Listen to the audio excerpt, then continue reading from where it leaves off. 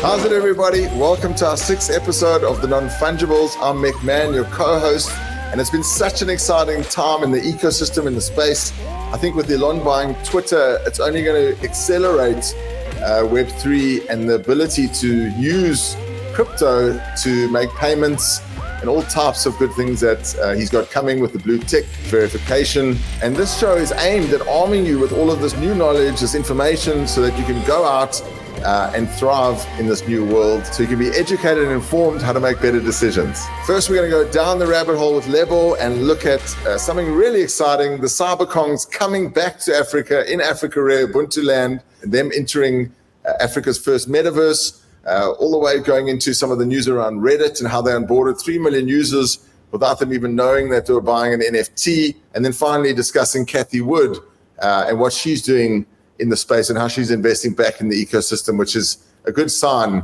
that things will hopefully get better. Then it's over to our girl Kate, who's going to be discussing the latest dApps of the week, starting with the Bored Ape Yacht Club, which is owned by Yuga Labs, and what are they planning as one of the biggest PFP projects and communities in the space, consolidating a lot of the top projects into their company, and they're going to be launching their own metaverse, the other side, coming soon. We're also going to be looking at a layer 1 blockchain called Avalanche. What is a POAP, a proof of attendance protocol? And then finally looking at the stable coin called USDC. And what is a stable coin and how does it work exactly? After that, I'm going to have a great discussion with Adam De Cata, who's probably one of the greatest creatives we've seen in Web3, working from entertainment, from the big entertainment companies like Warner Brothers, moving into Decentraland, and then now creating new types of Web3 products like an Elvis reincarnation as a digital collectible. Really exciting conversation we had there. Please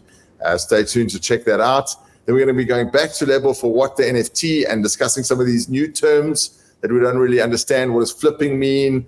What does floor price mean? What does it mean to mint NFTs? And really help us understand this new language that we're all talking. And then make sure to like and subscribe if you want to keep learning about more of this Web3 world and NFTs in the metaverse. Just hit that like and subscribe button on our page and you'll be notified when we go live with new episodes. And then you can also join all of our social channels to be in the know, our Discord specifically, and it's lightning outside. Okay, let's go to our first segment. Over to you, Lebs, to hear the news stories of the week. Hey there, guys. I'm Lebo. What's new in the Web3 world, you might ask? Let's check it out. First up, let's address the monkey in the room. Cyberkongz has entered into Africa Rare. They know a good thing when they see one. Soon, you will be able to interact with and explore all things Cyberkongz in their own jungle. They are also going to focus on how to raise funds for the Virunga National Park with their village that they're going to own in Ubuntuland. Awesome. That is going to be bananas. Well, that's the beauty of Africa for you. Next up, Reddit did something so unique. They onboarded 3 million users without them knowing they were buying an NFT. They sold various Reddit avatar digital collectibles, and their NFTs skyrocketed as their polygon-based avatars reached millions of new users. Well, someone's popular. On to some celebrity news. Hollywood star Scott Eastwood, well, that's Clint Eastwood's son if you didn't know, makes his first move into the NFT world. Initially skeptical about it due to scams that are, the bane of crypto, of course, he partnered up with Pastel Network co-founder Anthony Georgiadis. Eastwood is launching 25 of his own NFTs via Pastel's Smart Mint tool. It seems he's thought this through pretty well and had both charity and fun in mind. There will be 3 NFT drops. The first will have owners gain access to premiere tickets and signed posters. The second will give a donation in their name to a charity of their choice. And the third drop, this is my favorite, will require you to chug a beer, without burping of course, and describe their favorite charity in a video. This might as well be the Eastwood challenge, and I definitely support a good time.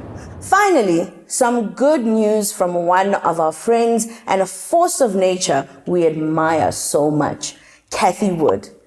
Her company, ARK Invest, has scooped up Coinbase, Robinhood, and Blockstock.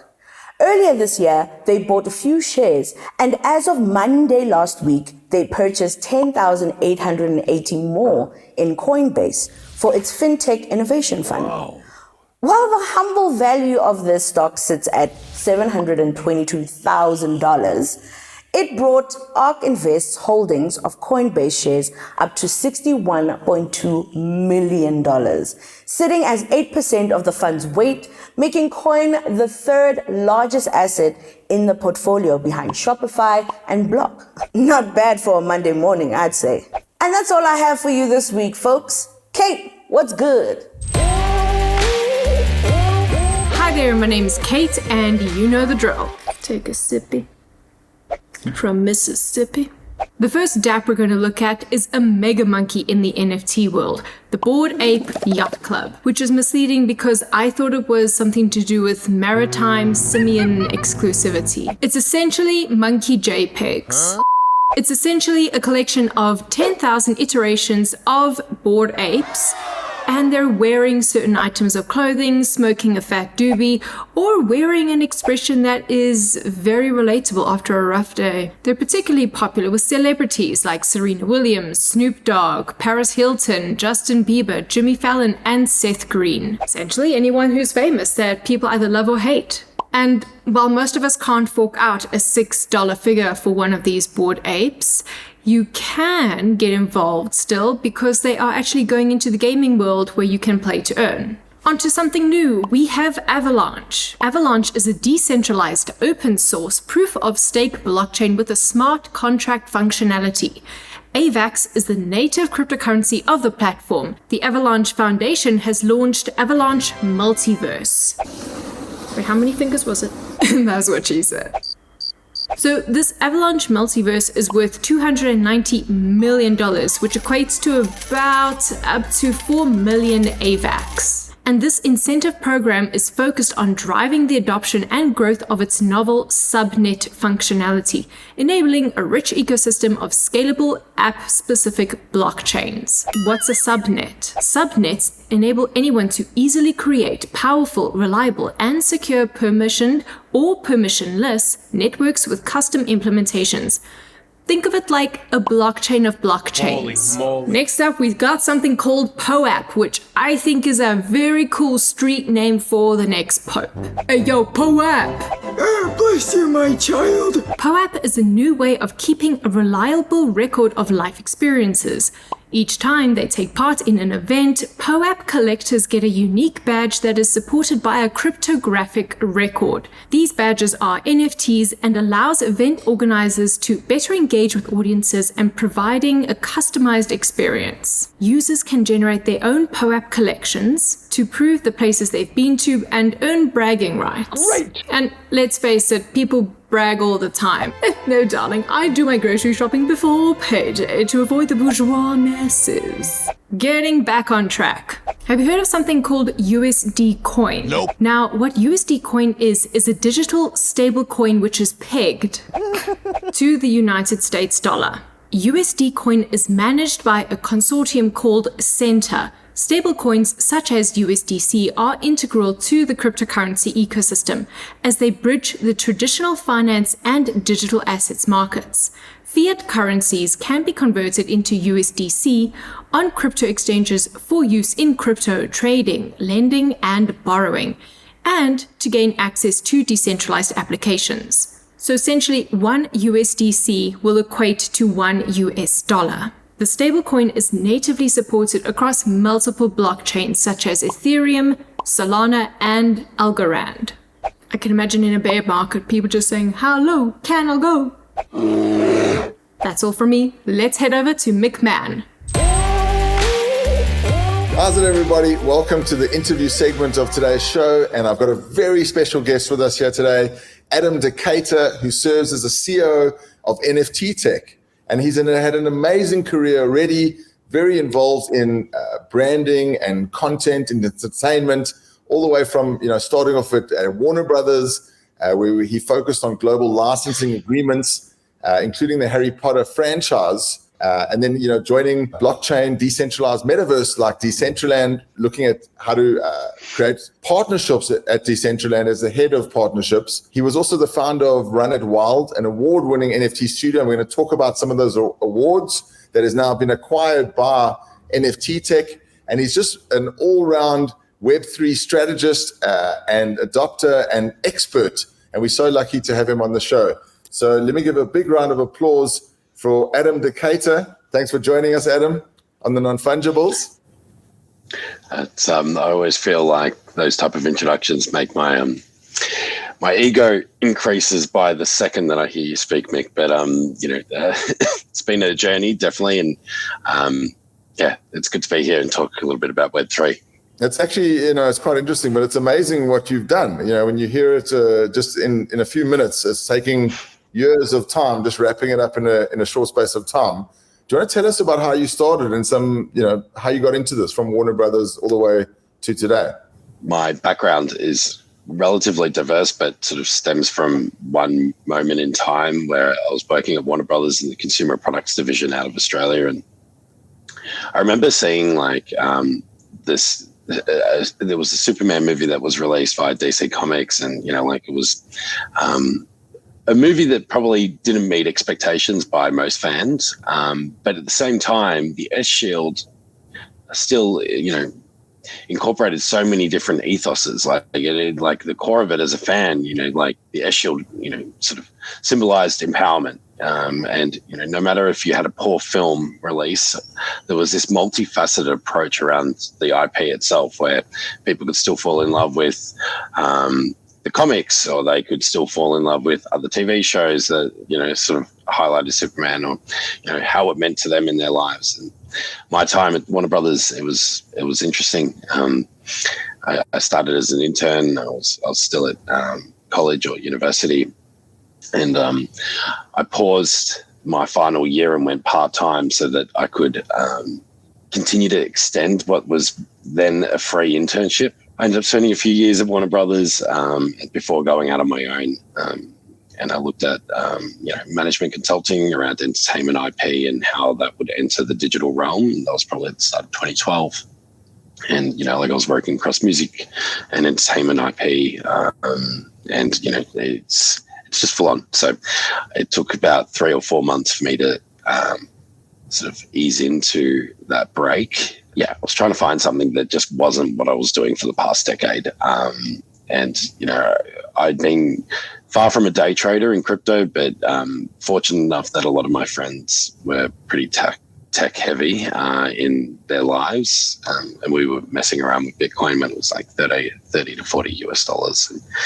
And, that's probably a story for another day. But, I think at that point in time, I'd seen a few things with Ethereum and just was intrigued about a smart contract, couldn't find a lot about it, and just used that time that I had to learn Solidity, the basics of it at least, to then start to have my own penny drop moments, which at the start were almost like hourly, then daily coming into 2020. And, now it's, still weekly, we're all evolving, we're all learning in real time. It's pretty awesome. The moment I sort of started to see how digital collectibles and IP would come together, it was like in August when I finally saw NBA Top Shots do something in 2020. And that was a really cool moment. I remember it. I was like, okay, this is something that is very digital. It's it only exists because of the blockchain. The level of scarcity is there, but there's got to be more to it. Decentraland came pretty much soon after that. I'd started speaking to them from October, November. It was just an interesting project that I could start to see how brands could interact in this digital realm. And, in the most romantic form of it, it was the perfect onboarding tool for anyone to get into Web3. They could, if you were a fan of a particular musician and you wanted to go see that artist perform and you needed and required an NFT, that gated experience was just that perfect thing. Or collecting that digital wearable, it's just from there. It's sort of a domino effect. Tell us about some of the partnerships. What were some of the partnerships at Decentraland? Or what were some of the projects you involved in there? Yeah, I think the first one was Sotheby's, and then Coca-Cola came shortly after that. Yeah, it was crazy to see. So everyone here, Sotheby's did $24 million on Bored Ape Yacht Clubs and $2 million on the Bored Ape Kennel Club. Is that the one you did?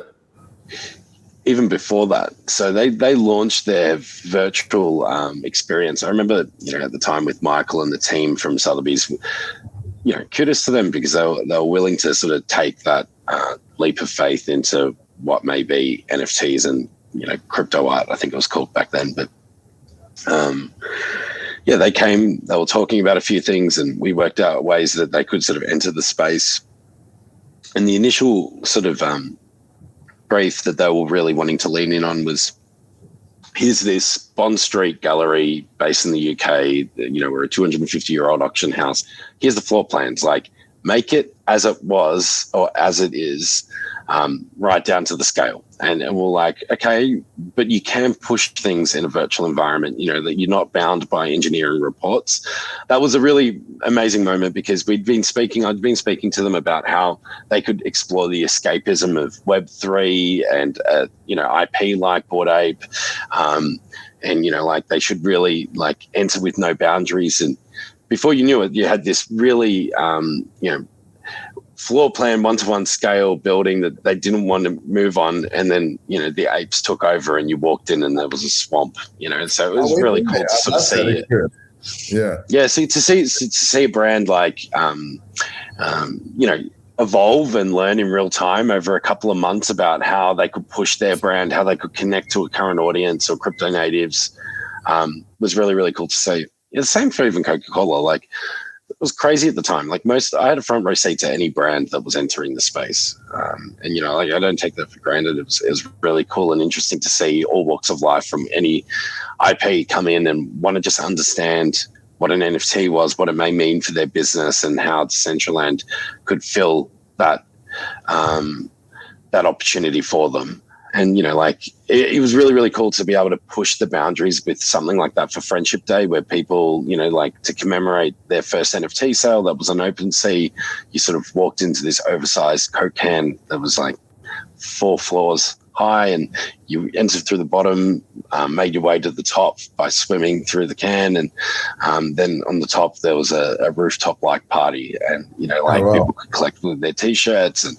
it was a really cool moment to see how we could connect with an IP that made people feel the way that they do about that brand in a virtual environment and started to expand people's minds to how you could actually push the boundaries of it was a perfect case study to push boundaries of what it looks like in a virtual environment or how your brand could be represented and how it can connect.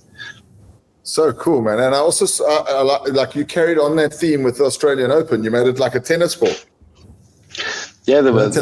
I think you can go really crazy with this sort of stuff. One of my favorite, they call them wearables or, digital garments, was a lot of people, in our physical realm, there's different statuses to different brands. And what connects with someone may not connect with someone else, but you've got luxury items that some people really connect with, and others that connect with something that's more indie or unique, one of a kind item. Here, in the virtual environment, I remember seeing that there was a cockroach. You could become a cockroach, which was the smallest character that you could. Was at the time approved. I don't think it will be approved again because you can do lots of things that another avatar couldn't do. Imagine walking around with an oversized tennis ball that's wrapped around your body. It brings a smile to my face every time I think of that costume itself. But to the point of that was a really cool blend. That project there.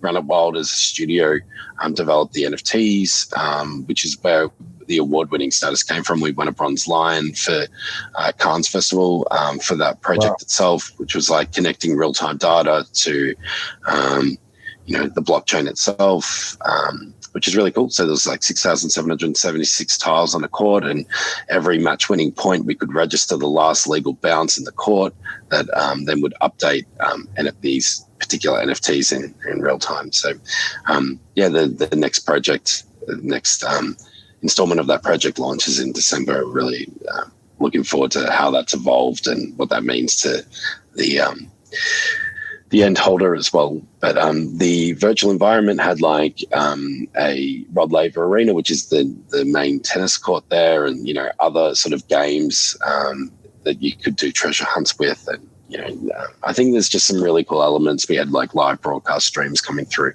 So it was this blend between the physical realm and the digital realm and how it pushed it. And for the 14 days that it was there, everyone was winning and, experiencing different things, winning different wearables or experiencing virtual environment performances and other things. So it was a jam-packed 2 weeks. Yeah, and I mean, it's pretty amazing to think about how much actually goes into building an experience like that. I mean, how long were you working on, say, the Australian Open project, as an example? How long did it take from initial meeting with the team to launching it live to the public? Look, I'm not meant to quote, only because it will, it makes sense. So basically that project there, we signed off in October of that year and it was released in January. So it took a team of 300 Spartans to make that happen, and no Christmas and no year. So I wouldn't, I think, when you're onto something, especially with the Artball series, like the team really, really connected. We knew what was out there and we couldn't move the date of the Grand Slam start date. So that always helps push things along. But needless to say, there were a lot of hours that were put into that. And, we put off a small miracle to make it all happen. And, to see it win the award is probably the recognition that I'd love to see with the team, because a lot of effort and time had gone into it all, and, a new precedent and how people could see digital collectibles, which were just cartoon characters. Not that there's anything wrong with that, but, something that my mum could tap me on the shoulder and really understand why we're using blockchain technology. This time around, we've had a bit more time to build the second part of it. So grateful for that. Awesome. We look forward to seeing it again as it launches for the next Grand Slam. And then let's move on to a bit of some of the stuff that you're doing now. I know you're doing some incredible work with Elvis, bringing Elvis back to life. If you want to share a bit about that project and some of the other cool projects that you're doing with NFT Tech as sort of this new Web3 company that you're running. So we work on we're still building out how best these sprints work, but we have a discovery sprint and then an ideology sprint, which basically allows us to work super well in terms of an integrated team about how blockchain, crypto, NFTs play a part in these businesses that approach us, and then from that we're also pulling in a whole heap of detail about their audience and how to inspire that audience to then be onboarded. In general, we're a group that wants to bring in the next 10,000, 100,000, million plus into the space with purposeful projects. So with Elvis, it was about finding out what the challenge currently was, and what blockchain could do to help make these things better. And there's decades of fans with Elvis, and the one consistent theme we continue to hear was that they're all super passionate about the protection of the IP, but no one could truly make an executive decision on this, which then screamed out DAO to us. There's lots of different individuals that are wanting to do different things, crowdfunding for buying the private collections of memorabilia and bringing it back into the public domain, or finding intellectual property that they could then, secure the rights to the content that had never been seen before. And this project here brings it all together, and enables people to have a vote and use a treasury wallet for funds. There's some, we're pretty deep on our Web3 fundamentals, so maybe to the Elvis fan, they won't really care, but to us, we really think it's pretty cool that it's fully on chain. For us, over the last few years of developing and building smart contracts, we've recognized that there's a real beauty in the art of doing something fully on chain that doesn't leverage like a server, like an IPFS.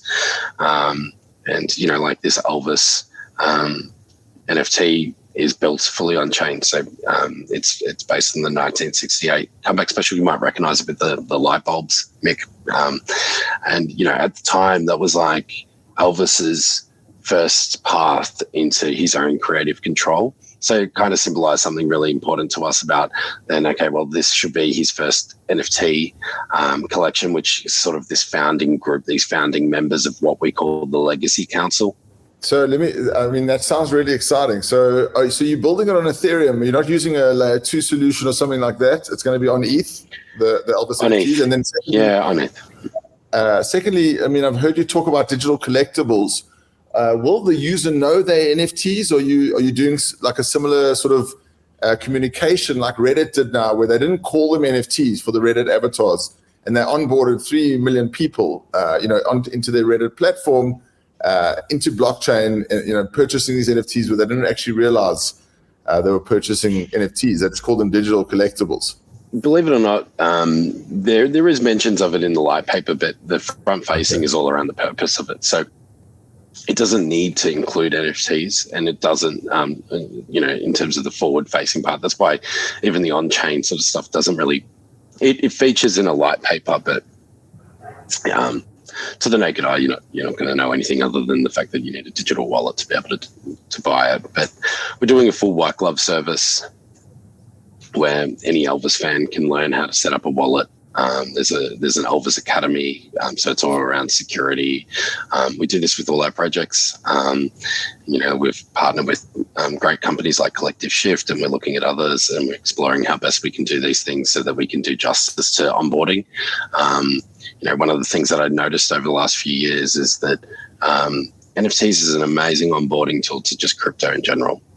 Once someone has bought into a project that they see purpose with, they can start to explore what crypto is like, and that allows them to sort of engage in a way. And we want to enable them to have the tools there that some of us didn't have, and maybe have had to learn the hard way. But I do also feel that there's a true character building exercise going through a rug pull or a security infringement of some sort with your wallet. The way that a contract's optimized, how it's randomly associated to a token ID, they're all things that really should be taken in principle, and no one needs to know that, but you should follow them as a benchmark. We use Chainlink.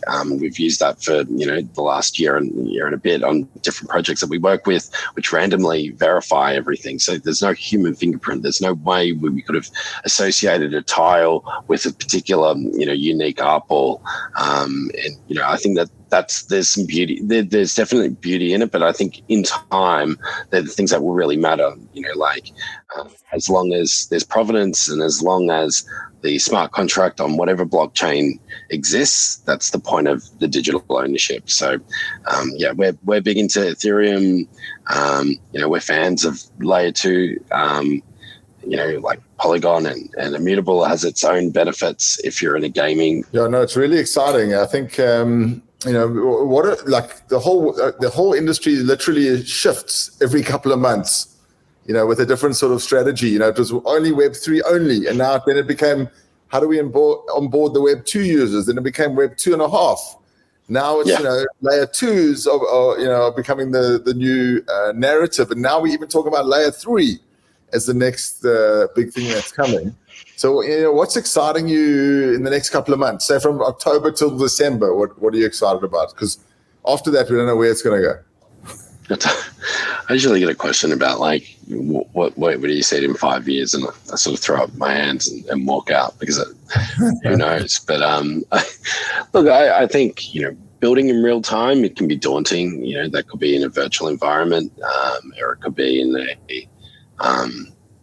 what you're doing today within an NFT strategy. I think at this point in time, we continue to want to be inspired by what we see. I think we're a bit far off in the next 3 months from VR, but from what I've seen and what I've tested, it's definitely a really cool bridge. It just the products themselves are just not as efficient cost-wise, and probably aesthetics to make it something that could be a macro product of sorts, like a smartphone. But I think we're developing a few really cool things around augmented reality and how token gated apps can sort of amplify an experience through a project of ours. I know that there's lots of pardon? No, it's through the browser, so okay. Screw up. I think there's we ended up with a lot of sports projects. We've got luxury in there as well. And, with Kelly Worsler, she's an amazing interior designer. I think, what we're looking at is, like in the next 3 months, I think, it'll be evolving, developing, projects that were originally 2D into more 3D experiences, and amplifying those experiences that we're already seeing Web 2. But token gating them and using the blockchain to be able to verify certain things like attributes that then can change your UI because of those things. I expect more of that. I think Artifact just recently launched their latest NFT with, and they had an on cyber experience where you needed to walk through the virtual environment and mint through the virtual environment. So that escapism, we've been building something for like 12 months. You can walk through these environments, and every step that you take, every action that you do can create your own unique NFT in the end. And that's something we've been building out. It's amazing. Wow. Alpha for you, but that will probably be in March. That's a 12-month project that we've been building. But I think more of those sort of activities that are engaging to the user, the technology will continue to evolve, but the experiences can be better. And I'd like to see more of those. Awesome. Well, I think it's everything is adapting so quickly that we're going to probably be having a conversation next year, and it'll be totally different. But I hope so. Yeah. And I'm also quite bullish on ETH. So I'm quite excited to see what's that you're still, minting on ETH. We've got a launch of the Munda tribe also coming up on the 28th of November, which will be our first mint of our first tribe in Africa Rare Ubuntuland. So that's going to be quite exciting. We're also doing it on ETH. I think I'm also quite a big ETH fan. And then, just to finish off, where can we find you? Where can people reach you? How do people connect? Yeah, you can hit me up on LinkedIn. It's more of a Web 2 thing, but at least it helps me filter through who's talking to me. But you can also follow at Run It Wild. We don't post. We just on look, but I'll follow you back on that. And then at NFT Tech is the parent company. You can follow at NFT Tech and DM us on there as well. But LinkedIn's probably one of the easiest for me to be able to connect back to. I know that you and I were able to talk on that and then go to Telegram afterwards, because it gives me a bit of anxiety going on Telegram.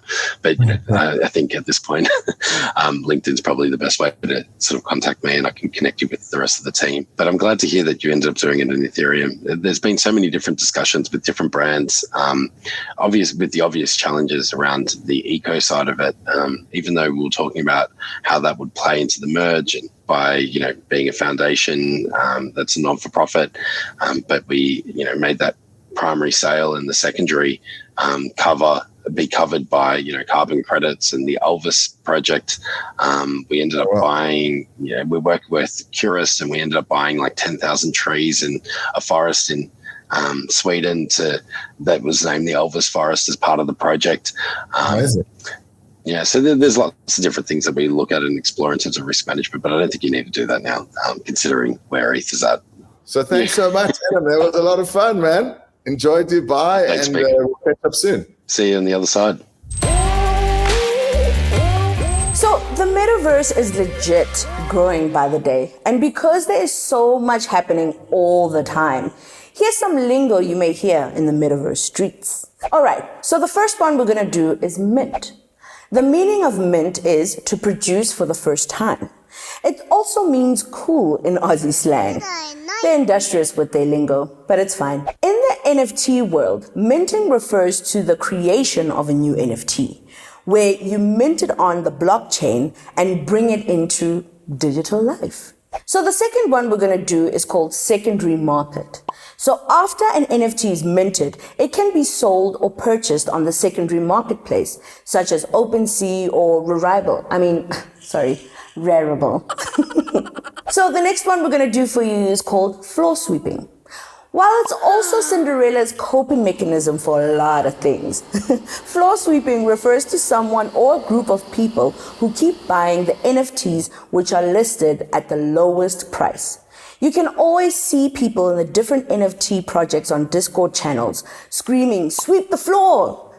And that's just to encourage all the members in the community to buy NFTs at the floor price in order to raise the price of the entire project.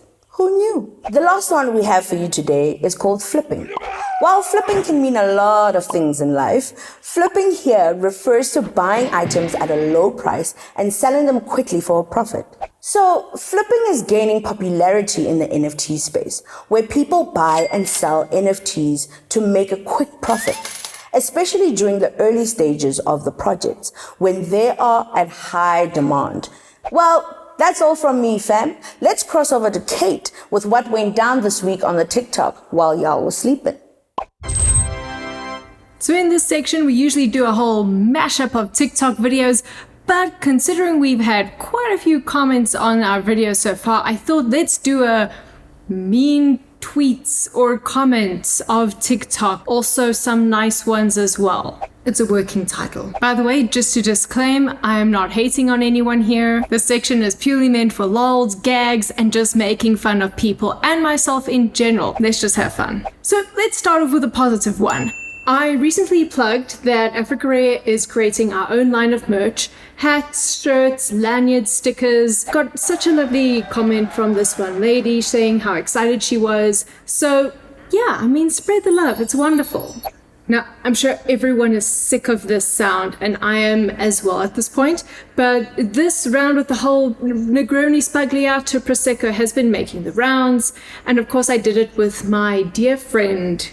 Should I name her? This guy commented, the filter working over time here, which, fair enough. I mean, filters are the nature of TikTok. In this one, I got a lot of people actually agreeing with me how ADD or ADHD affects them, and all the different multiple versions of themselves kind of make them lose their marbles a little bit, and they've got these multiple inner voices. So it was very affirming.